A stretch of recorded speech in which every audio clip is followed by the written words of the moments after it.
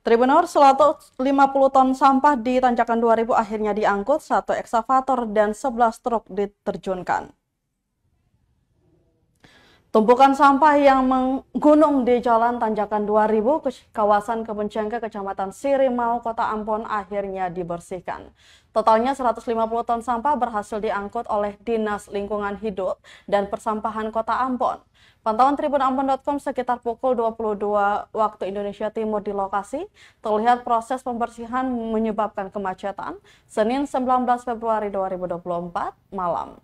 Pasalnya untuk mengangkut tumpukan sampah, DLHP menerjunkan 1 unit alat berat berupa eksavator dan 11 armada truk pengangkut sampah. Alhasil aktivitas lalu lalang kendaraan dari kedua arah pun terhambat.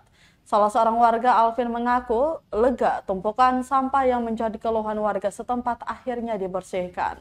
Dirinya berharap agar kemudian hari tidak lagi melihat tumpukan sampah di lokasi terlihat. Terpisah dari itu, Kepala Bidang Persampahan DLHP Kota Ambon, Nizar, meminta masyarakat berpartisipasi dalam pengelolaan sampah. Dijelaskan untuk sampah organik, masyarakat bisa mengelola menjadi pupuk kompos atau pakan ternak, sedangkan sampah anorganik semisal sampah plastik bisa didaur ulang menjadi barang kerajinan atau bisa disetor ke bank sampah. Dia berharap masyarakat dapat membuang sampah tepat pada waktu mulai 10 malam sampai dengan 5 dini hari, serta tepat pada tempatnya atau tempat penampungan sementara atau TPS sampah yang sudah disediakan pemerintah.